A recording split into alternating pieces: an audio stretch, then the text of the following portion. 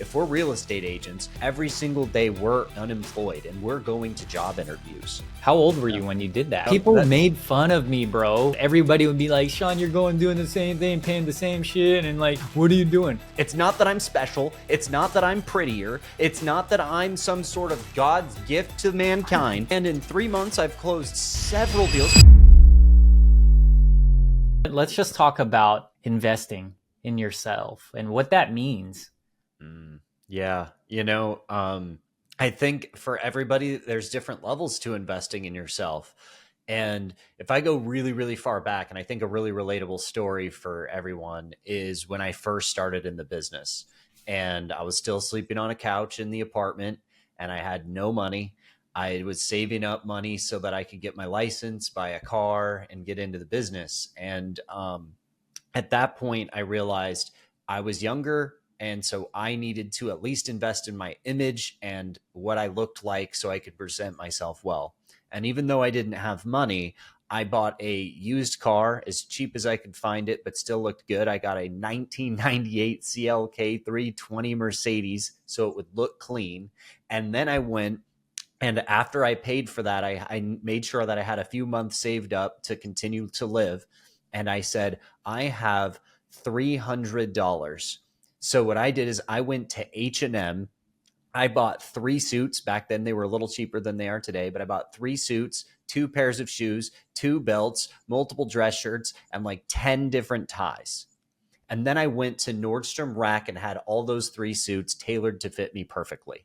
And at that time, hundreds of dollars absolutely felt like the world to me. I was like, I can't spend hundreds of dollars, but I then realized I can't afford not to spend hundreds of dollars on the way that I'm perceived by others. So I have to do this. It was a needed investment just to even start in the business for me. And to this day, I look back and I realize that was some of the best hundreds of dollars that I ever spent because it put the stamp on who I was, the brand that I was, and it made sure to consistently reinforce the attitudes I had around investment in myself. Because at first, if you don't invest in yourself, why would somebody pay you for a job? If we're real estate agents, every single day we're unemployed and we're going to job interviews. If we can't afford to invest in ourselves, how can we ask others to invest tens of thousands of dollars in us and what we bring to the table if we're not even willing to do it for ourselves in things that we get to keep for a long time? And so that's what I started the business doing. And that's still to this day what I continue to do. I spend well over thousands a month on coaches, training, platforms, new ways of learning, online funnel tools, all sorts of stuff all the time. Every year I'm doing something new because we have to always be evolving with the changing of the times. How old were you, by the way, when you got started? Because that typically comes up. I'm a young agent, or hey, I look young. How old were you when you did that? I was 19. So I was 19 years old and I had an extreme baby face too. It was a problem. And so I started growing out a beard and everything to try to look a little older. And I think I weighed 130 pounds. Like I was skinny, small. I was young looking, everything. But I mitigated that by, instead of looking at the culture today, which is be as casual as you possibly can to try to be the CEO, I said, I'm not the CEO. I'm here trying to get a job. That's what we do. And I said, if I'm going to do that, I want to be as professional as possible so that they understand that I'm going to present their property in a polished way. And so when I did that, it elevated it. I mean, most of the people that would talk to me would see my aesthetic and they believed I was at least in my mid-20s just because I wore a suit. So if you're younger, dress a little more elevated, a little more elegant if you're a lady, and that's going to drastically change the perception of your age. If you're worried about being perceived as too young, just dress really nice and nobody's going to question your age anymore. That's so true, Garth. I've always believed in dressing well. It's just something that I was around with my family. My dad would throw GQ magazines on the table just for me to like look at it, study, see what type of styles were out there. But Yeah. I kept seeing it and I was around it. And so that's where we got our style. Now, as far as investing in like skill wise, what I did at an early age, um, like when I was 21, I was in sales. I wanted to make sure that I could invest in myself, and I didn't know it all back in the day, and I still don't know it all to this day. And I still invest in myself, but back then, I would sign up for seminars, Yeah. like seminars after seminars, and the very first one that I came across in, let's see, 2007 was Grant Cardone, a gentleman by the name of Grant Cardone. Mm-hmm. Yep. People That. made fun of me, bro. They're Yeah. like, and Grant Cardone used to train car sales people. Yeah. That's what he was doing. He would go to other dealerships, promote what he's doing, teaching people how to close and this and that, his sales techniques and tactics. And I learned a lot. And every year he would come and I would invest in his training. I would go to whatever hotel it was in Bellevue, sit in his seminars. Everybody would be like, Sean, you're going doing the same thing, paying the same shit. And like, what are you doing? They're all making fun of me. But guess who was the top fucking salesman? It I was was. you. Yeah. It was me I was the youngest at the dealership at the time. Yeah. I mean, Salesman of the year after year, mhm. because I invested in myself and I learned. I wasn't afraid. So people are afraid. Here's what gets me going. People are afraid to pay a little money because they don't know if it's going to return, or if they don't know if it's going to work, or this and that. And they think that, oh, if I spend this much amount that I'm going to lose. Money is made to circulate. Yeah. No, it Money is. is made to flow. We're not supposed to hoard onto all this money. You know what I mean? So if you feel like you have to save every single dollar, every single penny, that's exactly the type of people you're going to attract in your business and in life. This Yeah. is this is what the law is. It truly states the way you act and the way you feel about money is that shit's going to come back to you the same way that you're putting that energy out. So the people that don't want to invest into themselves, I truly, truly feel sorry for them. I really do. I do too. Actually, it's funny because there's a lot of statistics around the fact that people that invest in training and in proper built out courses and in coaches and in mentors succeed at nearly 10 times the rate. And I'm saying 10 times because that's a little bit of a made up number, but because of Grant Cardone. And on top of that, I actually did do Cardone University. I even gave it to a ton of our agents.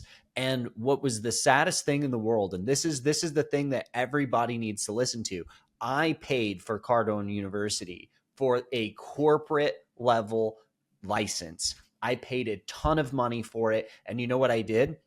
I went through every aspect of all of it. I learned a lot about training. I learned a lot about management, a lot about team management, team building, a lot about communication skills, a lot about the way to introduce myself, a ton of different applicable skills to all the businesses that I now run. And the reality is this: we gave the course to our agents, and none of the agents went through the course at all that had it for free. We gave the best sales course, quote unquote, on the market, and people did not go through it. And I'll tell you what's interesting. This is the most interesting part of the story. We then said we're no longer offering this, and we had agents raise their hand, new agents that came and joined us. They said, I would like it. They joined it, paid for it themselves, and they actually went through the content and started seeing results because of it. And it's because you don't see that there is a reason for you to go out and do it, you're going to be less serious about it. I remember just last year, and this was probably about 7 months ago.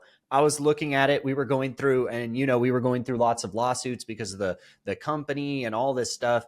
And we still have these big overheads on leases and all sorts of stuff that we're dealing with at a company level. But we were rolling out a new initiative on what we were going to do for different funnel building systems and value sales letters and all that. So we looked up the absolute best training for that possible. And I was sitting there thinking, oh my gosh, we don't even have that much money in this specific business account. I think all businesses are separate, so they should be separated. That business did not have a lot of money in the account at all. And I said, we're going to do this anyways. It makes sense. We need to know how to do it properly. And once we know it forever. We don't have to re-buy this knowledge. We don't have to spend hundreds of hours trying to rebuild this type of knowledge. We just go straight to the expert, get the answers, and implement, saving time, resources, money, and not having to do it over and over again. And so we threw down $14,000 so we could learn something for just a couple of days. And people don't understand that that was a very valuable $14,000 for that business right then. It was something we did not want to spend, but I'm very happy that we did, because we were able to avoid a lot of the pitfalls we were going to make. We were going to spend more money, more time, more resources, more sweat, more tears in trying to find out and do and replicate what we learned in just 2 days. People are afraid, though. They're afraid to make that investment, which is crazy to me. So No. crazy to me. Running Apex right now, I want you to tell a story about what you've been doing right now in that market that you're completely new in. Yeah. So, I moved here to the greater Memphis market, and I wasn't doing sales for a long time. I was focusing on just building our group, building a team. Spent a lot of time doing that. And 3 months ago to the day, I actually sat down and said, I keep hearing agents complain. I feel like agents complain a lot. Maybe that's just our personalities. I don't know. But agents complain a lot, and they were saying the market's hard right now. The interest rate's too high. There's not enough inventory. And I said, you know what? I like to say that I've sold all this business. I've done all these deals. I've done really expensive $21 million deals. And I feel like sometimes that falls on deaf ears. And so I said, you know what? What if I just started doing sales again over here? I don't have any friends, no family, no referral source. Like, I don't know anybody here. I don't know the neighborhoods, the cities, the school districts. I don't know anything about the area at all. And I said, I'll do sales here, and I will prove again that there is an actual process, an actual system, a systematic way that anybody at any time can go out and absolutely destroy a marketplace. And so I did. And in 3 months, I've closed several deals from a standing halt, absolutely nothing, to closing several deals. And currently I'm under contract on 11. I should be under contract on 12 and 13 by the end of today. And one of the ones that's on the market now is a record-setting property in a neighborhood and in a city with a pool 5,000 square feet on the water. And I did that in 3 months with nobody knowing who I was, beating the objections of this specific seller objected to me not knowing the area, me not knowing what I should do for the neighborhood, me not having good connections with the other agents in the market center, everything, me never selling a house in that city ever before. But they still hired me because of the plan, the process, and the roadmap I give to the sellers, just like I give to agents on how to properly build their businesses. I, to this day, have never had any single agent walk through my roadmap and my pathway and not seen a multi-six-figure outcome if they do not change what I say to do, ever. That's freaking epic. And how can people be a part of this? What can people do to join this movement, learn from you, learn the blueprint to Yeah. I to mean, doing the so same there's a thing that you just did? Yeah, I mean, there's two separate ways people can do that. I mean, there's the free way, and I know we're talking about investing in ourselves right now. So either you could do the free way, it would be free. You just come join Sean and I and work with our group and organization at EXP. There's the alternative way. Let's say you love your brokerage, you love your team, you love everything about where you're at. That's fine, but you want different expertise. You want maybe a little bit more hands-on guidance, and maybe you want specific social media training, specific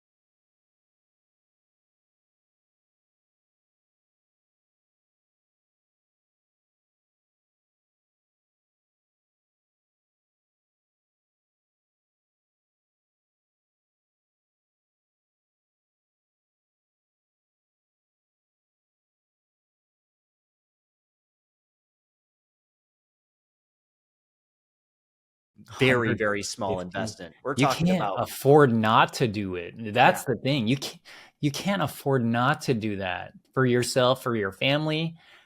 you Like really you can't, really because can't. with all the changes of the market right now, with how difficult it's becoming, with the NAR lawsuits, with the new structure of dealing with buyers, with the ability for agents to basically be skirted to the side in a lot of cases, with the rise of AI and the implementation of these FSBO companies and what they're changing on the IDX feed metrics for all these third party companies, things are going to change. If you are not a standout agent, you will not be an agent. And I don't think enough people are saying that.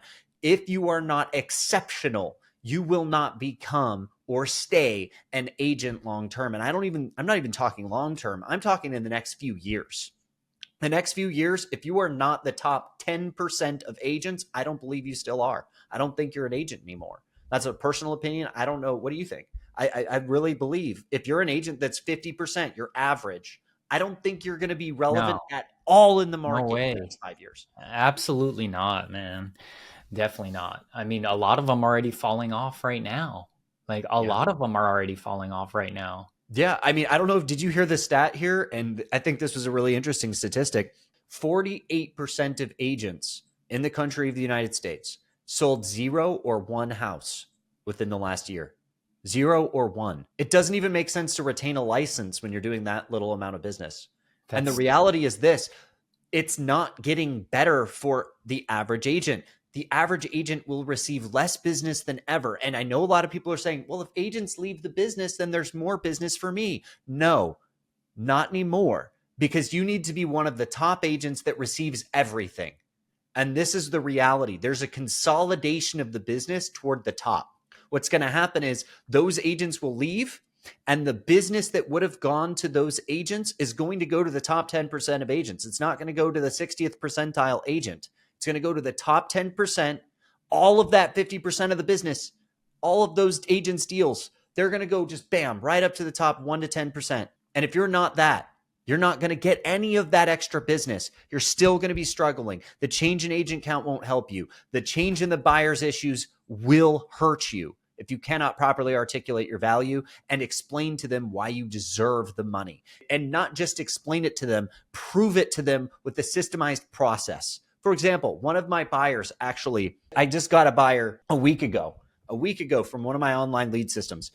And within that first day, got the lead in, had the conversation, met her at her house, did my process, literally sat there, buyer presentation, process done. The next day, we're looking at houses.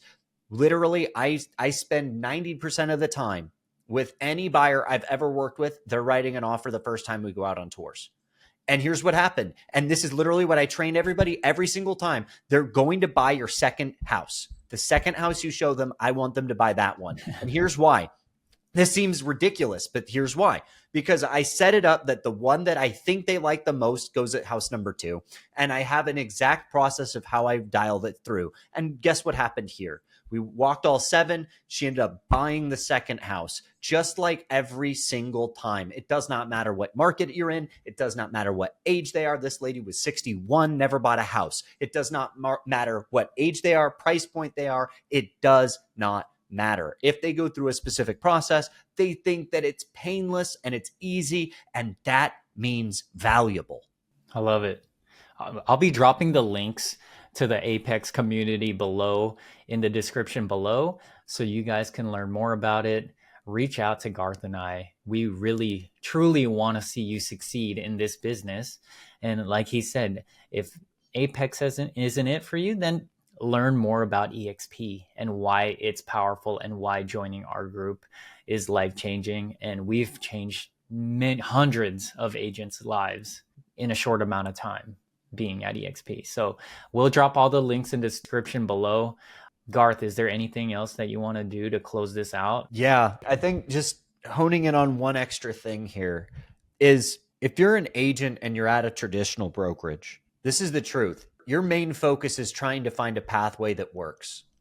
And the reality is this: the other agents in your office are not going to tell you their secret sauce. They're not going to tell you the best thing that works for them and exactly how to do it. because then you're a direct competitor and they have no distinct advantage over you. That's number one.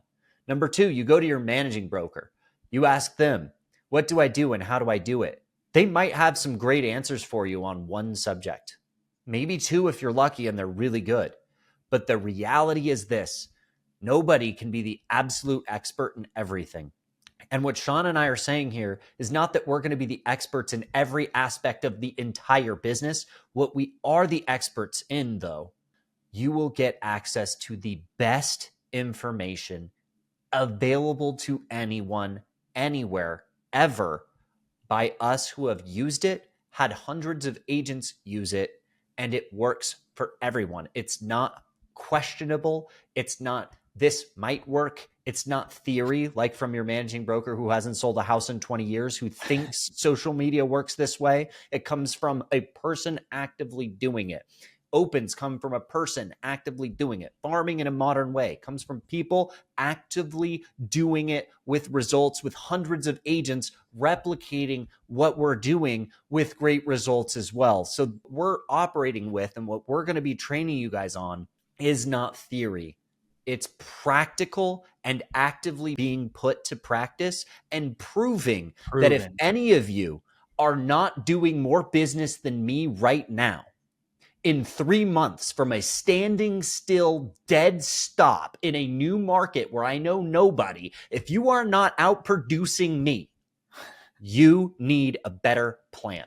It's not that I'm special. It's not that I'm prettier. It's not that I'm some sort of God's gift to mankind. I just have a process.